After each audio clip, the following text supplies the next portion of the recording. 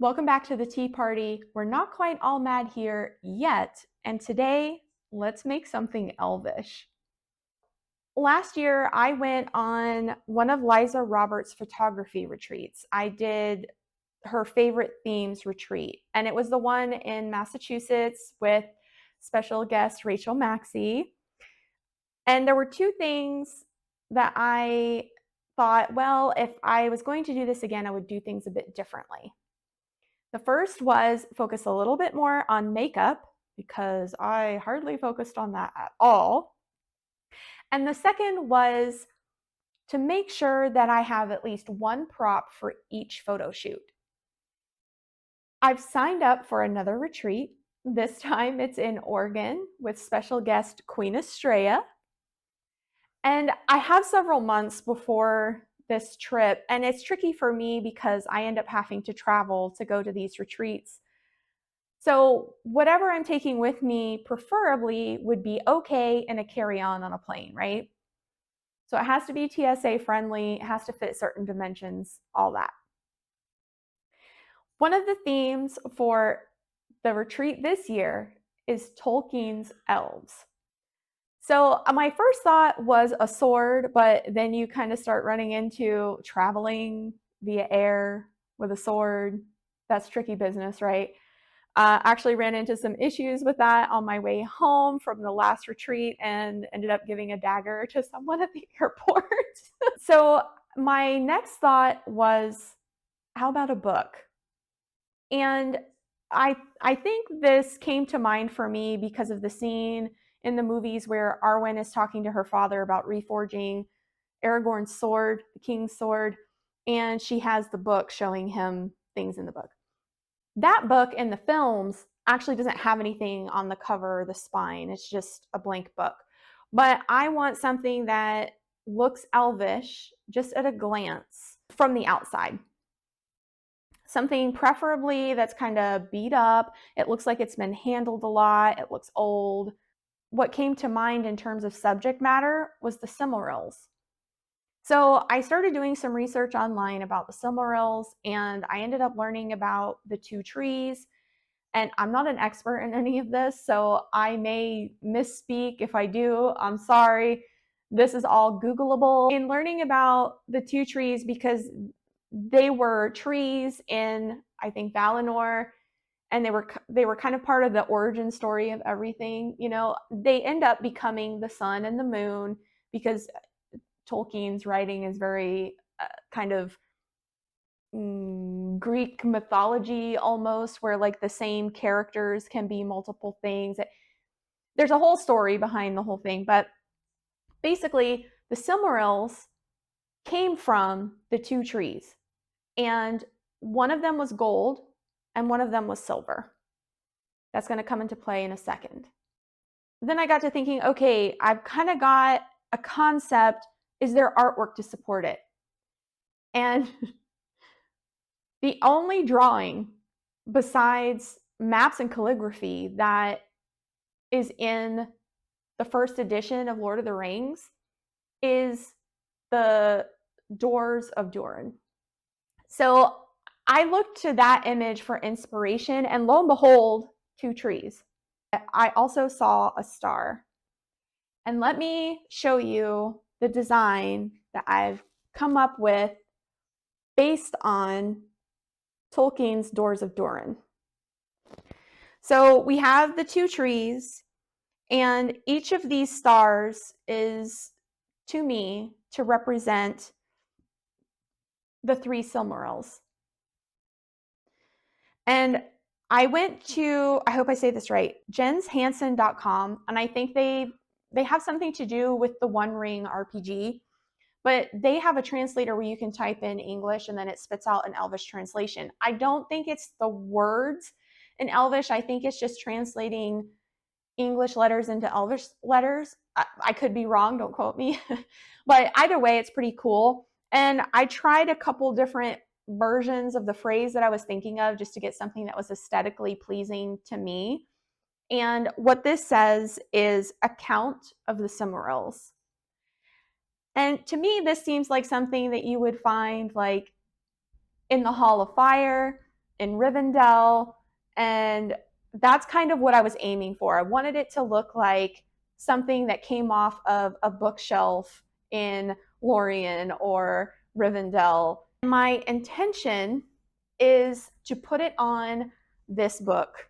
And this book has seen some things. I wrote in it sometimes like a diary. There's drawings in here. The outside, it kind of looks like canvas, but I don't think it's canvas. I think it's a type of paper, but it's the really thick type that scrapbookers sometimes use. I can't remember what the name of it is, but this is what I'm going to put the design on. And right now my plan is to put it on the cover. I'm probably going to do something on the spine, but depending on how this goes, that will determine what goes on the spine. At the moment, I'm not planning to put anything on the back. My approach will be to use this as a stencil, and I'd like to cut out the 2 trees and the stars. I probably won't cut out the letters because I'm going to try to freehand those at least at first. We'll see how we do. Gonna have to get some practice runs in with that first. I'd like to use gold and silver leaf on the trees so that one can be gold and one can be silver. And the stars, I haven't figured out yet what the approach will be for that. They may just be painted white. Maybe I'll use silver leaf. We'll have to see once we get there. That's the game plan. Let's move on to the meat and potatoes. Boil them, mash them, stick them in a stew.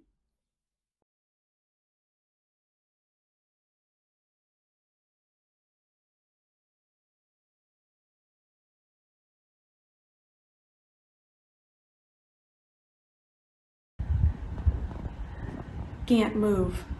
Am cat mattress.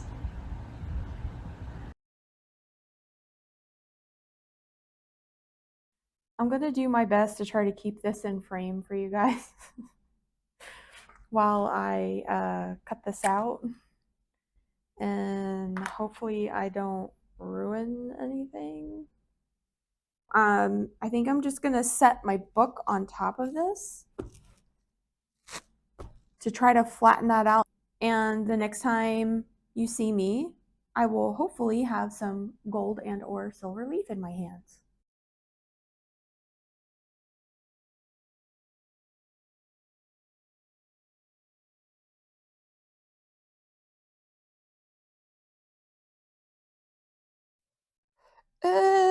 Okay, that's not even dry and not, great, not stuck to my finger. I hope basically you can't even breathe around this stuff because it will just fly away.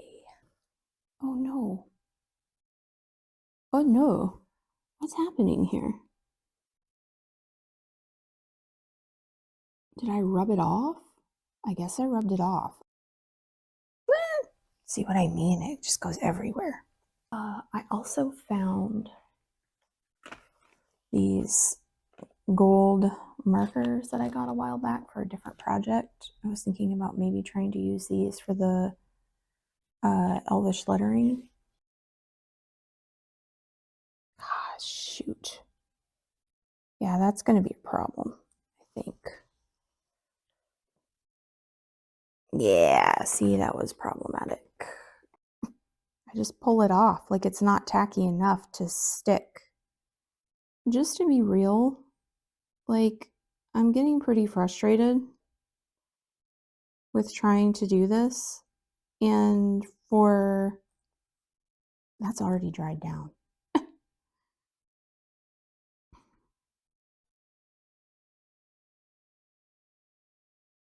So now I'm debating, do I want to try to do this?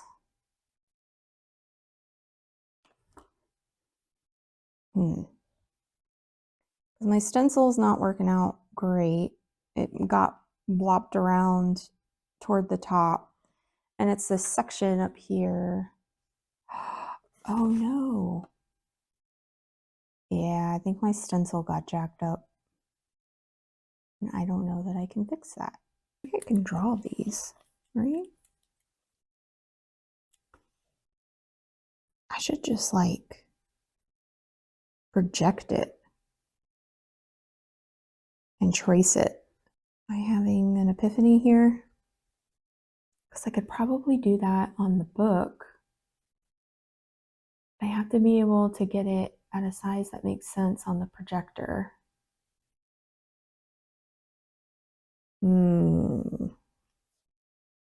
Okay, stand by. We have completely changed gears. I don't know if you can see this, but I'm projecting an image of what I had on my stencil onto the wall. And my amazing partner has helped me do it in a size that will fit my book. So this is the approach. I'm going to use silver Sharpie and one of the gold paint pens. I managed to get this one working, but there's a finer tip one I'd like to use for this. So I'm going to do the rest of this first, and we're going to go from there. So let's get started.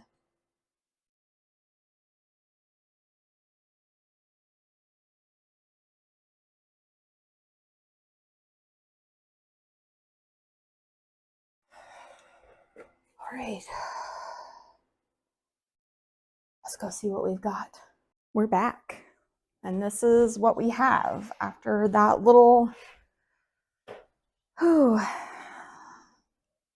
stint in front of the projector. I don't know why I didn't think of that sooner.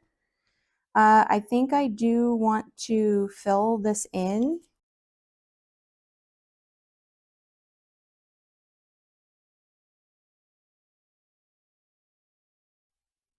I think I'm going to do some homework and come back to do a part 2 on this.